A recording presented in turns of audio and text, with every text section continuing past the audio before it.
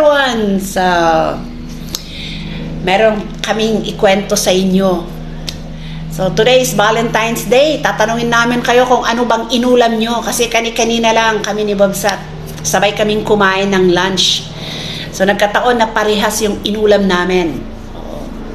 Ayan nga, talong. Ngayon, ano bang mas masarap? Talong ba ng Pilipinas or talong ng Hong Kong? So, ngayon, ito naman yung talong ng Hong Kong, guys. Ang haba-haba, oh. Ang haba-haba. O, diba? Sobrang mahaba. 1, 2. Okay.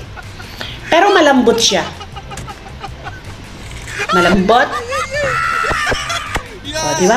Malambot. Kung iway mong ganito, o, diba? Sumasayaw talaga. Mas maganda sana kung medyo matigas. Tapos pag pisilin mong ganun, sobrang lambot niya, o. Diba? Hindi mo mapifeel. Actually, nasobrahan na siya sa kahihimas. Sobrang-sobra, o, diba? Na-overhimas na siya. So, ito yung hinulam ko ngayon. Pero of course, kalahati lang yung inulam ko dito. Kasi, ang laki. So, ayan. Tingnan naman natin yung talong sa Pilipinas. Papasukin natin si Bobsat! OFW Vlog! Aloha, Pilipinas! Ayan. Ang topic natin ngayon is all about talong. Talong ng Pilipinas versus talong ng Hong Kong. Ngayon, ipapakita ko sa inyo ang sizes ng talong sa Pilipinas.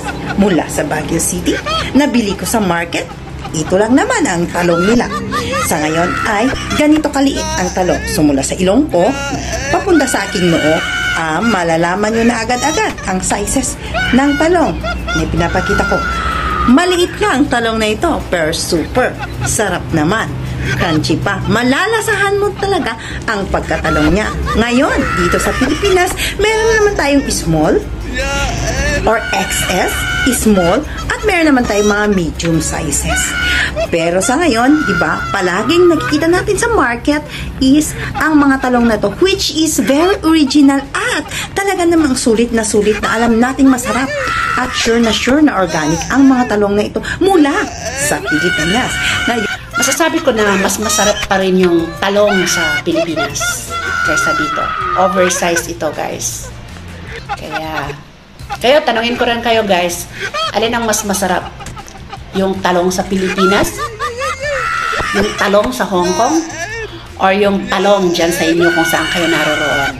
Ayan, pwede nyo rin i-vlog. Ayan, talong challenge na tayo since it's Valentine's Day. So, maraming salamat! Happy Talong Challenge sa inyong lahat and happy Valentine. Bye-bye! Yeah,